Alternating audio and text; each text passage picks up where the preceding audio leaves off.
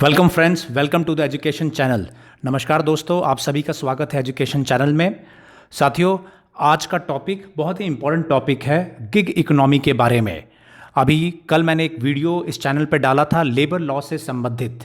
तो आज हम बात करेंगे क्या होता है गिग वर्कर, क्या होती है गिग इकोनॉमी। ये जो टर्म है ये आपकी ज़िंदगी से जुड़ा हुआ है, आपके परिवार के लोगों से जुड़ा हुआ है, वर्क फोर्स से जुड़ा हुआ है। तो आप बड़े ध्यान से इस वीडियो को देखिएगा और समझिएगा क्या होता है गिग वर्कर, क्या होती है गिग इकोनॉमी, और जो नया लेबर लॉ है वो कैसे अफेक्ट करेगा ऐसे जो वर्कर्स है, ऐसा जो वर्क फोर्स है उन पे। तो आइए शुरू करते हैं आज का वीडियो। पहले समझते हैं क्या होता है गिग वर्कर।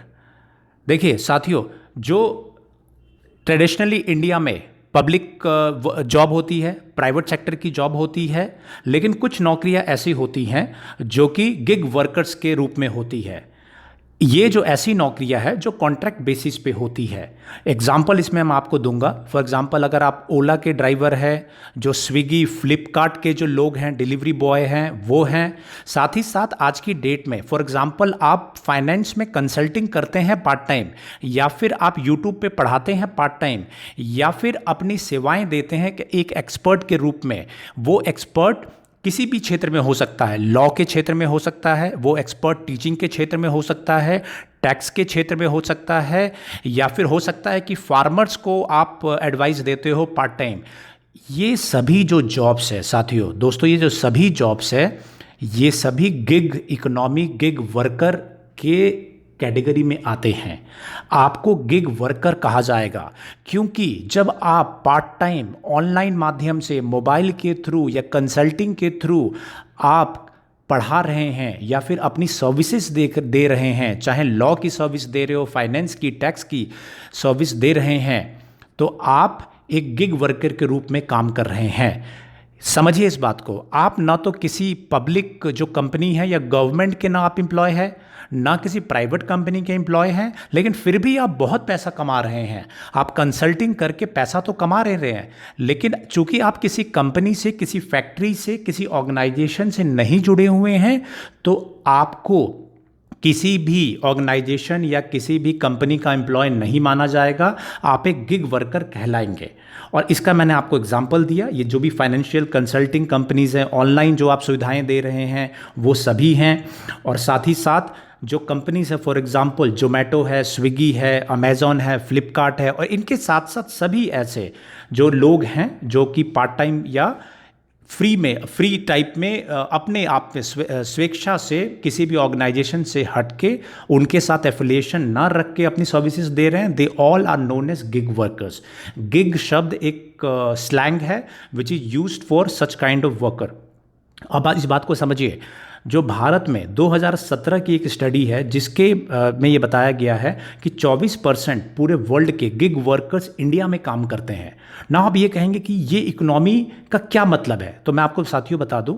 जो नया वर्कफोर्स है, जो हमारा यूथ है, जब वो 19, 20, 21 साल कॉलेज से निकल रहा है, स्कूल से निकल रहा है, 12th करके, तो उसको जब वो नौकरी की तलाश करता है तो हो सकता है कि वो गवर्नमेंट जॉब उसको जल्दी ना मिले, प्राइवेट सेक्टर में जॉब ना मिले, लेकिन ये जो गिग इकोनॉमी है उसमें उसको नौकरी मिल जा रही है आसानी से। क्योंकि फॉर एग्जाम्पल, अगर आप ऑनलाइन आके अगर आप टीचिंग कर रहे हैं, या फिर आप जिम इंस्ट्रक्टर हैं, पार्ट टाइम जिम करवा रहे हैं, या फॉर एग्जाम्पल आप योगा की प्रैक्टिस करवा रहे हैं अपने घरों पे, या ट्यूशन टाइप ले रहे हैं, तो आप गिग इकोनॉमी का पार्ट है। तो आप ये समझिए हो क्या रहा है।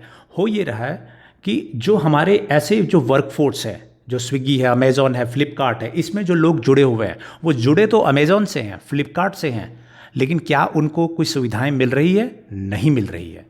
क्यों नहीं मिल रही है? क्योंकि आप ट्रेडिशनल रूप से एम्प्लॉय रिलेशन में नहीं काउंट किए जाते हैं। जो अमेज़ॉन है वो आपको अपना एम्प्लॉय नहीं मानता, अपना कर्मचारी नहीं मानता है। तो इसकी वजह से जितने भी लेबर कानून हैं वो नहीं लागू होते हैं। आपको मिनिमम वेजेस एक्ट, जो न्यूनतम आपको आमदनी होनी चाहिए, जो तनख्वाह होनी चाहिए, आपको नहीं मिलेंगे। जो काम के नियम हैं कि इतने घंटे काम करना है, अगर एक्सीडेंट हो जाता है तो आपको पैसे मिलेंगे, कंपनसेशन मिलेगा, आपको इंश्योरेंस मिलेगा, ये सब आपको नहीं मिलता है। ये सिर्फ एम्प्लॉयज़ के लिए है, चाहे वो कॉन्ट्रेक्चुअल एम्प्लॉय हो या फिर परमानेंट एम्प्लॉय हो। तो इसकी वजह से बहुत प्रॉब्लम क्रिएट हो चुकी है, क्योंकि इतना बड़ा वर्कफोर्स नौकरियां गिग इकोनॉमी में कर रहा है, लेकिन उस तक सुविधाएं नहीं मिल रही है। तो इसका समाधान क्या है? इसका समाधान साथियों, जो नया लेबर लॉज, टोटल 4 जो लेबर लॉज हैं, जो गवर्नमेंट ऑफ इंडिया के द्वारा इंट्रोड्यूस किए गए हैं, पास किए गए हैं पार्लियामेंट से, उसमें उसका समाधान है।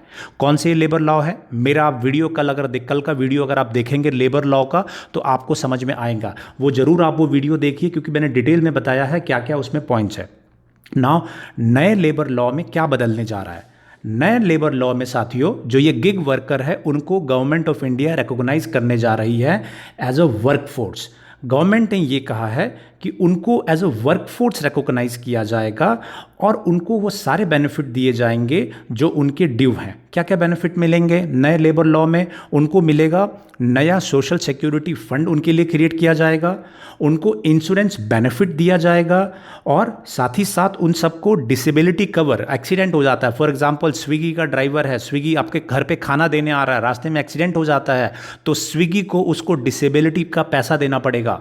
जो महिला एम्प्लॉय है, फॉर एग्जांपल अमेजॉन में, फ्लिपकार्ट में डिलीवरी कर रही है, उसको मैटरनिटी, अगर जब वो माँ बनने वाली है, उसको मैटरनिटी बेनिफिट्स देने पड़ेंगे, लीव देने पड़ेंगे, उनको इंश्योरेंस देना पड़ेगा, और ओल्ड एज प्रोटेक्शन भी देना पड़ेगा। जो एम्प्लॉयज़ है ऐसे गिग वर्कर के, तो वो जो जिससे भी संबंधित है, रिलेटेड है, उनको ओल्ड एज प्रोटेक्शन देना पड़ेगा। ये सभी चीज़ें वो नए जो लेबर लॉ हैं उनमें प्रावधान है।